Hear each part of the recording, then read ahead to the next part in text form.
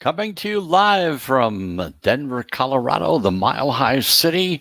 You're in the Sports Wagering Zone. I'm Chris Pardo. Thank you very much for listening. But I got something, a little change in the format today because there's a baseball game starting a little after 1 o'clock. And I just want to let you know which direction the pros are going.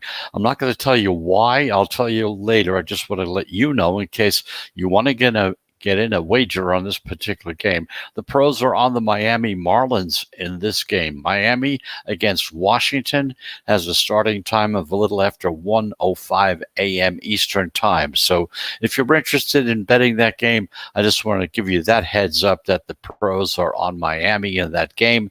When we come back, after our updates and stuff like that, I'll definitely go into detail as to why and how they chose that particular team. But in the meantime, just once again, let's go back and tell you that you're listening to the Sports Wagering Zone. We're coming to you live right here from Denver, the Mile High City. I'm Chris Pardo, and of course, we're on the I-95 Sports and Entertainment Network, as well as podcasting on most of your major podcast platforms, such as Apple, Google, Spotify, iHeartRadio, you name it. You can find us just about anywhere. Now, if you just tuned in late, I just want to say once again, there is a baseball game that's starting after 1 o'clock, about 1:05, somewhere in that area, between the Marlins and the Nationals. And in that particular game, the pros are definitely on the Marlins in that game. Just want to, again, bring you up to date on it in case you're thinking about betting on that game one way or another. That's just to kind of give it to you real quick. We'll go into the detail as to why we picked that or why they picked it, and we'll kind of talk about that later on as well. But in the meantime, today's show is going to be primarily a little baseball. We got, like I said, altogether, we had 3 games on tap. We just told you about one of them. We're going to cover 2 other games that are going on later on today. That's the Reds and the Pirates and the Cardinals and the Mets. We're also going to bring you up to date as to how we did yesterday with this little method and give you an idea as to how well it's been doing so far in the month of September. We're also going to go look at NFL power rankings. Going to look at the top 10, give you an idea as to who they are and things of that nature. This way, power rankings is just something that if you're going to be becoming a handicapper on your own, in other words, you're going to do everything from soup to nuts, power rankings is probably one of the top things you need to know, because the pros, they all go into power rankings. They do their own power rankings. You can do your own. It's a very, very tough job. You got a lot of statistical data you have to put up with. It's much easier to go ahead and see somebody else's power rating, somebody who's well known, who does very, very well. One of them happens to be in the New York Post, and that's one we're going to be talking about today. You have one in USA Today, which is very good. And also on NBC there you have that Pro Football Talk also has power rankings. So, and if you take a look at all 3 or 4 of them, these are the ones that are really the most outstanding ones. They do very, very well. And if you look at them real close, you're not going to see much difference between them, because each one uses its own little technique as to what it thinks should be part of the power ranking. Now, if you're interested in power rankings and starting them up yourself, by all means, just send us an email over here at the Sports Wagering Zone at gmail.com. If we get enough emails on it, we'll try to do a whole show on it, trying to give you an idea as to really how difficult it is. It's not easy, and everybody has their own method. They either think maybe quarterbacks are more important as far as how much yardage they throw in relationship to the amount of interceptions they have, how many touchdowns they throw, how many yards they gain, all different types of things that you can actually look into. And you can look at 3 different power rankings. And although generally, when it comes to the number 1 and the number 2, they're probably going to be almost the same, but then they start kind of changing as the numbers dwindle down, again, depending on what that particular individual is using to put together the power ranking. So we'll go into that as well today. But of course, as always, we start off by telling you what happened yesterday in baseball. Yesterday, we had the Giants, who are a minus 190 on the money line. They beat the Padres 6-1. It's their ninth straight win. So if you're into the winning and losing streaks, according to our methodology here, we say anything from after six, once you get to six, it's a winning or a losing streak. If you would have been betting on the Giants as a win for the past 3 days, you'd be doing okay with those as well. But of course, always be prepared for that swagger theory, which will come up at a point when the Giants finally do end that streak. And we'll kind of go at it from there when it does happen. Okay. The underdogs went 9-7 yesterday for the night, with the biggest upset by the Tigers. They were a plus 185 against the Brewers. Now, this is a game we talked about yesterday. It was one of the games that the pros gave us, and they liked the Brewers in this game over the Tigers, so that's a loss on their part. But again, if you go back and listen to the show, or if you remember, I mentioned to you that Detroit has been a very, very good dog so far this year.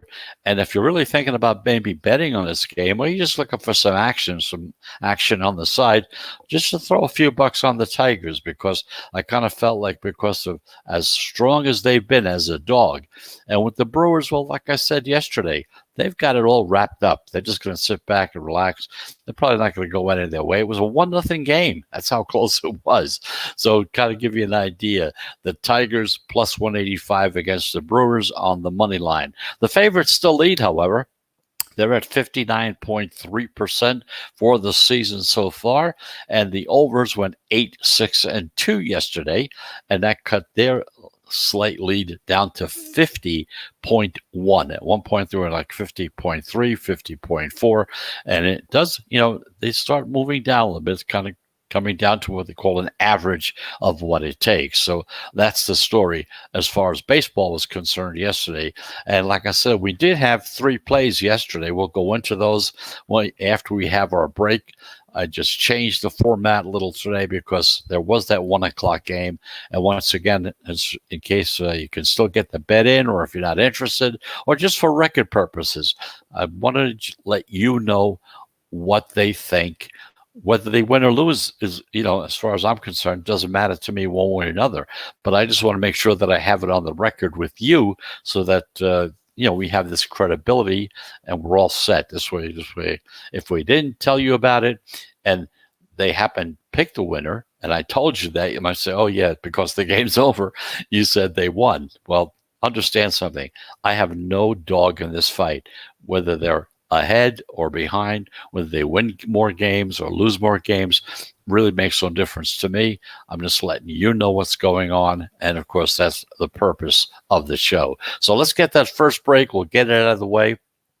We'll take a look at the 3 games that are on tap for today, give you an idea which direction the money's flowing in those games, which way the line movements are going. And of course, that might help you pick a game to bet later on today. And of course, we're going to talk about the Giants game tomorrow. A quick look and see how the money is flowing on that game right now. It's a Thursday night game on, it's going to be with the NFL Network is going to show that one, the Thursday night game. The Giants and Washington, 2 teams that lost the week before, 2 teams that had some high aspirations, and as far as the East was concerned, kind of got them dashed a little last week. So we'll talk about that as well. So let's get that break out of the way. And just as a reminder, we always take 3 breaks in the show. Each one is a 1-minute duration. So if that's the case, we'll be back in 1 minute.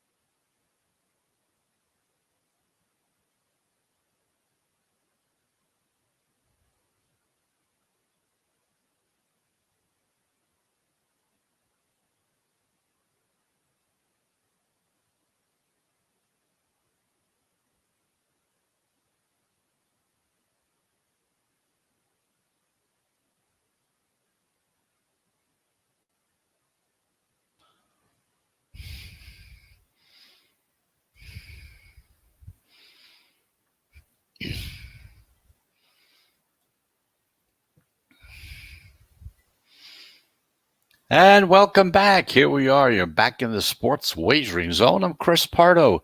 We're coming to you live right here from the Mile High City in Denver, Colorado, broadcasting on the I-95 Sports and Entertainment Network. We also podcast. We're on most of the major podcast platforms. We're on, Apple, Google, iHeartRadio, Spotify. We're on all those places and many more as well. So welcome to the show. Really appreciate you listening to the show. We really, really do. I promise you.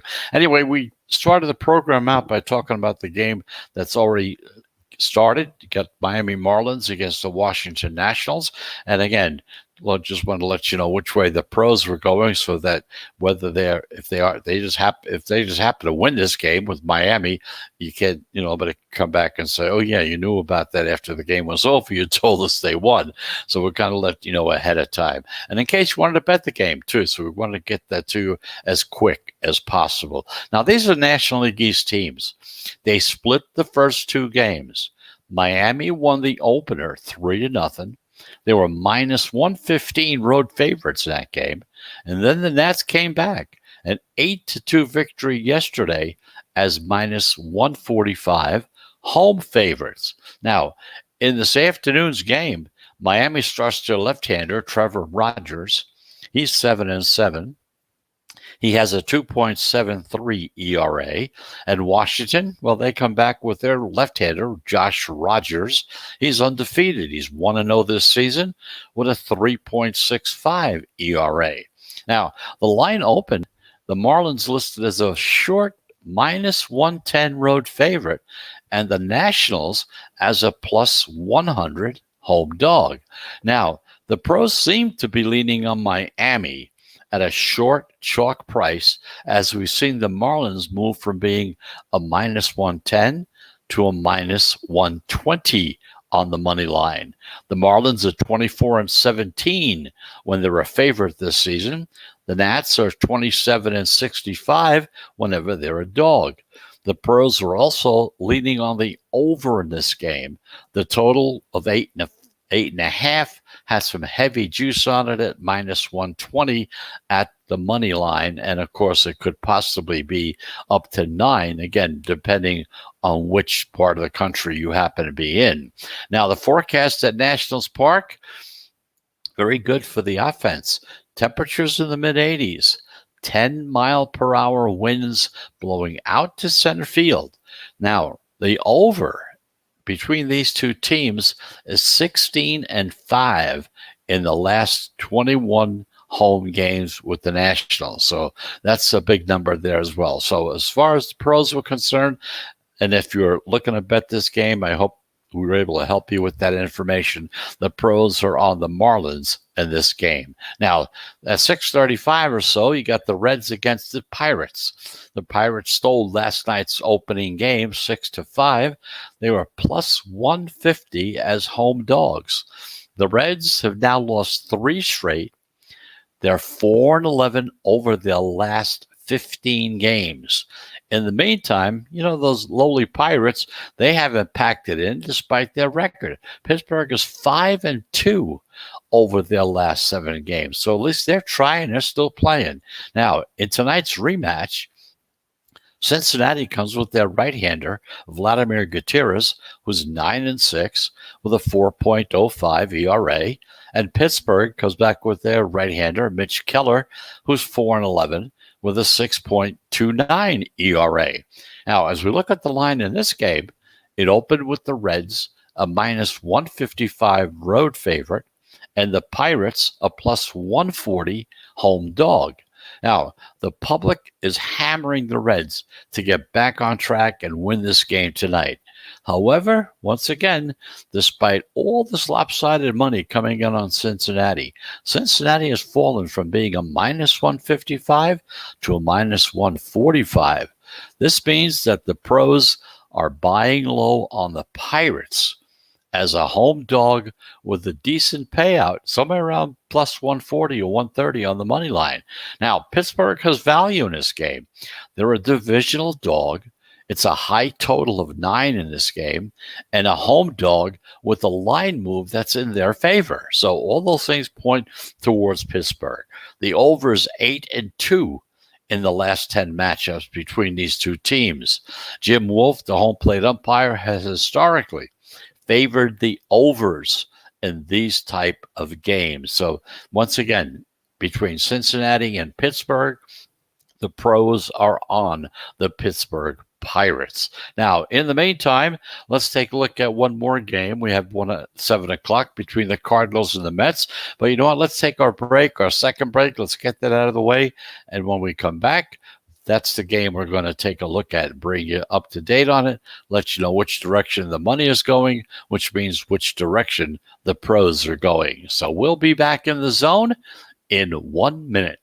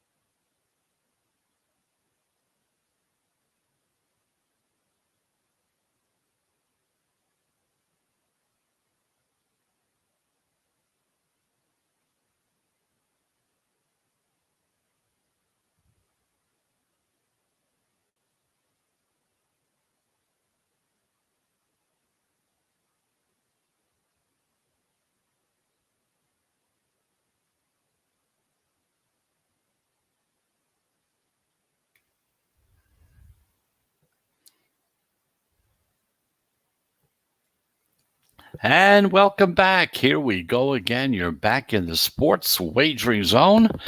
I'm Chris Pardo. Thanks for listening. We're coming to you live right from Denver, Colorado, the Mile High City, as they call it.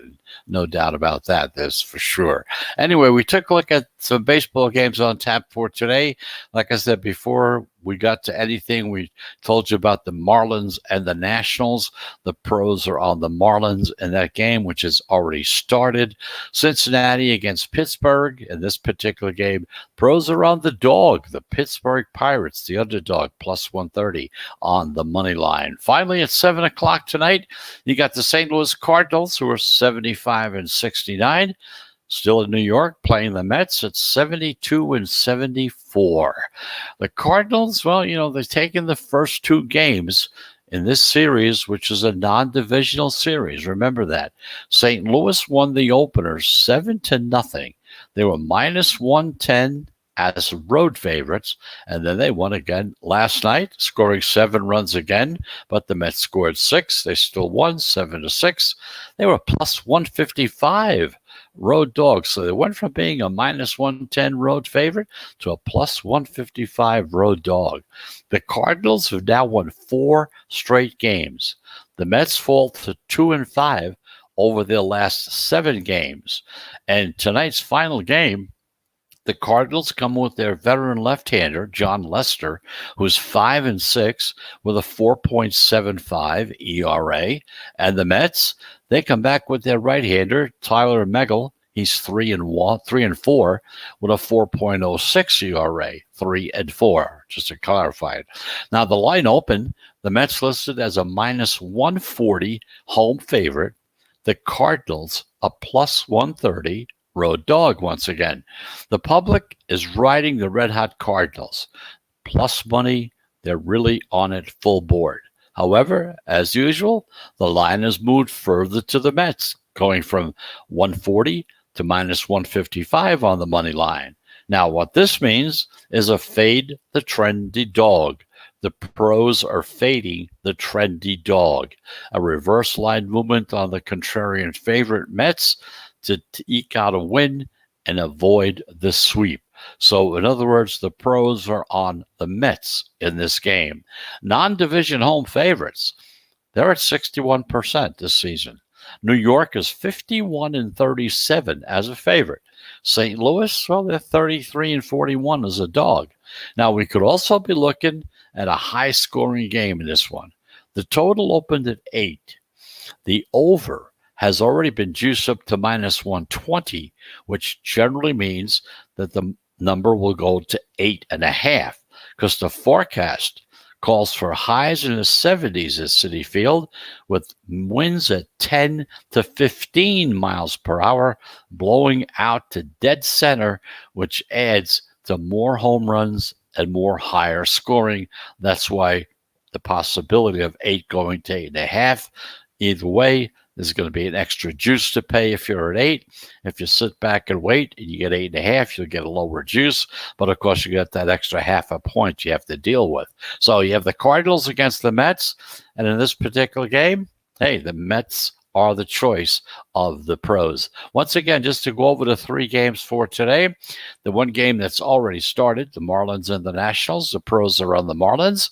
Cincinnati and the Pittsburgh Pirates. The pros run the dog in that game, the Pittsburgh Pirates. And finally, the St. Louis Cardinals against the New York Mets. In that game, the pros are definitely on the New York Mets. Now, looking at what happened yesterday, we had 3 plays on the board. The Brewers against the Tigers. In that game, the pros took the Brewers, but as we already said, they lost that game. The Cardinals against the Mets. They had the Mets in that game last night, so that's a loser there. And in the Astros-Texas game, Texas came back and beat the Astros as well. So yesterday we had 3 plays. Yesterday, we had 3 losers. The day before that, we had 3 plays. We had 2 winners and 1 loser. So the percentages dropped a little because of those 3 losses, and you're not dealing with a lot of games so far. We've only had 21 games so far to play this up to this point in the season. So now with 21 games played, you had 10 wins. You're at 47.6%. That's what the pros are doing. They're a little over 53% as far as the whole season is concerned so far. So that's the story as far as baseball is concerned. So let's take a quick look and see what's going on with the NFL. There's always something going on with the NFL. We know that, that's for sure. So, NFL week 1, it was all about us contrarians buying low on underdogs. That was the whole story for the weekend. Now, true to form, as we said, the dogs went out barking 12-4 against the spread this weekend. 9 outright victories. Now it's on to week 2. Here we go, which is commonly referred to as overreaction week. In other words, people look at what's happened in the first week, and they make overreaction guesses. Overreaction. That's the whole point of week 2. It's like making a correction, okay? The public is going to be placing bets largely based on how teams did in week 1. So if a team looked great, the public will happily go right on to that game. And if it lost or it didn't cover, which is more important, the public will consider it an automatic forget about it. We're not going to bet on that game this week or that team. But this recency bias can be dangerous, believe me. And value-minded bettors are going to look to really capitalize on teams that are being undervalued. That's the whole key. To put it simply and easily, the pros, they're going to look to take advantage of these market inefficiencies by buying low on teams that had trouble last week and selling high on teams that were very, very impressive. So there's one game on tap for tomorrow. The New York Giants and the Washington football team. This is a Thursday night football matchup. You got division rivals. They both lost. They're looking to come back from really, really disappointing losses, no doubt about it. Not only they were disappointing that there was a loss, but the way they lost, especially the Giants.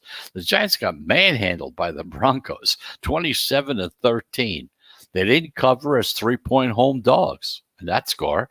Now, similarly, Washington lost to the Chargers 20-16 at home, losing outright in that game where they wound up being a 2-point home favorite.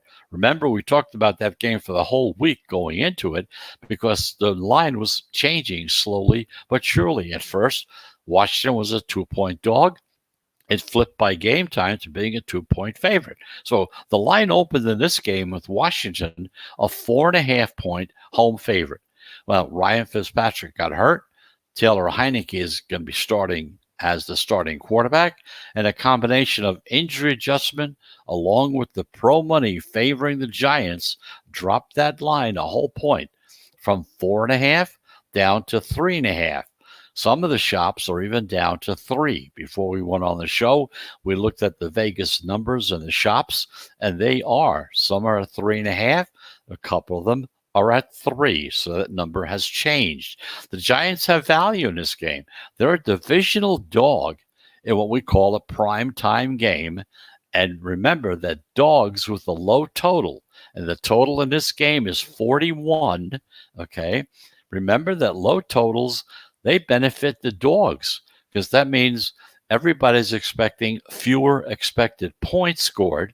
So it makes it harder for the favorites to cover in these type of situations. And also, when two winless teams come off the road, okay, and they both face off, they lost, the road dog is about 65% against the spread, not only last year or the year before, but over the past 10 years. So it looks like the pros are on the New York Giants in this game coming up tomorrow night.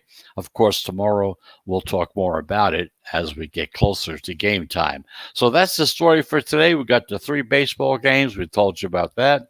Little look into how the pros are going and looking at the game for tomorrow between Washington and New York.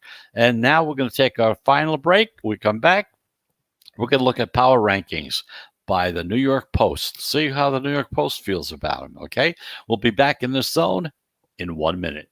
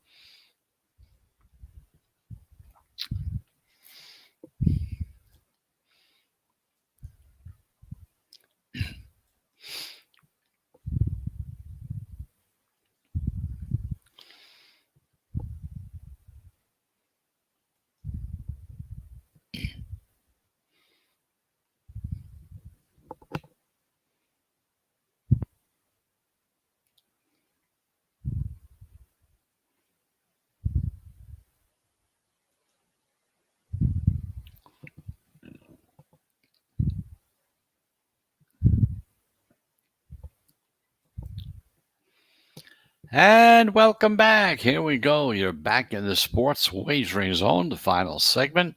I'm Chris Pardo. We're coming to you live right here from Denver, Colorado, the Mile High City, as they call it. So that's the story. We're here on the I-95 Sports Network. We're also podcasting on most of your major podcast platforms. We're on Apple, Spotify, Google, go on and on. Anyway, let's talk about power rankings, NFL power rankings, how important power rankings are held by the pros, by the sports books, by the top handicappers around. If you want to be a really successful handicapper, you have to come up with power rankings, whether you come up with them on your own or whether you take the time to pay attention to one of the 3 or 4 top guys that are in the business that do this for a livelihood. Okay, they do all the work for you. All you got to do is look at their power rankings and kind of deal with it from there. So the power rankings for week 2, once again, we're talking about week 2 being overreaction week. This is the week that after everything that happened in week 1, everybody starts making their adjustments. All the things they thought about were going to come true in week 1 that didn't, so now they're going to adjust to that and make different changes. So is it time to overreact? It really is that time, but Stay away from it. It's an annual situation. Take everything that happened in week one, make some quick snap judgments. Like in this case, the Bills and the Packers. They were so overrated during the preseason. So what happened to them? The NFC West and the AFC West, both are sending all four teams to the playoffs. That was the story. Jaguars coach Urban Meyer isn't cut out for the pros. That's how it looks now. And there's a lot more, all kinds of things that you can look at depending on your perspective. Now, some of the observations of week one will stick, and some you got to kind of look at it and they're going to be laughable after this week is over as you look back and say, hey, I adjusted here to this and that didn't work either. Okay. So trying to maintain that level-headed situation. Here, according to the New York Post, are their power rankings for week number 2. Number 1, and like I said, if you look at most of them, you're going to see this 1 and 2 situation are going to be pretty close to each other. Kansas City Chiefs, they're 1-0 because they won. Okay. That 75-yard touchdown pass from Patrick Mahomes to Tyreek Hill to chip away at that 9-point fourth quarter deficit was nothing more than complicated than two friends improvising on the playground. Okay. Very simple. Nothing more than more than two guys on the playground throwing the ball to each other. The remade Chiefs, their offensive line was a lot better in week 1 than it was in Super Bowl 55 where they lost, but it's still a work in progress as far as the line is concerned. So in the number 2 spot, we're looking at the Tampa Bay Buccaneers. They're 1-0 also. So raise your hand if you thought Tom Brady might not lead the Buccaneers to the winning score when he got the ball back in the final 2 minutes against the Cowboys. Anybody out there? Okay. Well, if Rob Gronkowski and Antonio Brown, two afterthoughts in the offense last year, these are guys that finally came on. If they can recapture any of their prime, like stuff like they did in week 1, this team will be unstoppable. So we have Tampa Bay in number 2. Number 3, the Los Angeles Rams, who are 1-0 also. Months of talk about Matthew Stafford, MVP candidate, and the Rams as a Super Bowl contender. Got a little hard to stomach by late August. And then Stafford threw 3 touchdown passes, had a quarterback rating a few points from perfect. So all that hype they talked about before the season looks like it may very well be the real thing. Los Angeles, number 3. Number 4, the Cleveland Browns. They lost. Now, it didn't take very long for that first winless team to appear, but the Browns led the 2-time defending AFC champion Chiefs on the road for most of that game. That's twice in their last 2 games that they could have beaten the Chiefs, only to lose and make one more play. This time, a dropped punt snap doomed a really good possibility for a team in Cleveland to be a Super Bowl contender. So Cleveland's at number 4. Number 5, we have Seattle Seahawks. Russell Wilson was the MVP of the first half of last season before everything kind of fell apart for him. Now, remember the reports that he wanted to be traded because the offensive play calling was too run heavy? Well, Coach Pete Carroll does. So Wilson threw 23 times, 4 touchdowns, and the Seahawks ran 50 times to chew up the clock on the Colts as well. Number 5, Seattle. Number 6, San Francisco 49ers. The good news is this. The 49ers held a 24-point fourth quarter lead. The bad news, the 49ers somehow needed a late defensive stop to prevent the Lions from tying the score. It was kind of strange to see a Kyle Shanahan team lose focus that quickly. It wasn't strange to see Shanahan find a way to make backup rookie quarterback Trey Lance into his number 1 weapon. So number 6, you have Seattle. Number 7, New Orleans Saints. You know, it's not quite who's Drew Brees time, but the first game without their longtime Hall of Famer could have gone not much better than it did. Coach Sean Payton's reputation as a quarterback whisperer jumped several levels after their turnover guy, Jameis Winston, who has always been a turnover-prone quarterback, threw 5 touchdowns, no interceptions, as they beat the Super Bowl trendy Packers 38-3. So number 7, you have the New Orleans Saints. Number 8, the Pittsburgh Steelers. Now, how quickly everyone forgot that the Steelers started 11-0 last season. Remember? Lost 5 of their last 6 games, including that historically bad first quarter in a playoff loss to the Browns. Okay, remember that? But then the Steelers upset the powerhouse Bills by scoring 2 touchdowns in a 3-minute fourth quarter span to steal a really ugly win. Ugly, but ugly still counts in this league. Pittsburgh Steelers at number 8. At number 9, you got the Arizona Cardinals. Yeah, that's sure. That's all 4 NFC West teams that are in the top 10. The Cardinals could win a few divisions, but might finish last here because of all the strength in this division. Their 38-13 demolition of the Titans was one of the biggest Week 1 surprises. Kyler Murray's 4 touchdowns dazzled, but the defense containing the playmaking trio of Julio Jones, A.J. Brown, and Derrick Henry was really very, very impressive. So number 9, you got the Arizona Cardinals. Finally, rounding out the top 10, we got the Los Angeles Chargers. Now, the Chargers need that Madden video game setting. Turn injuries off. Just once, going back to the LaDainian Tomlinson days, it would be nice to see this team being healthy.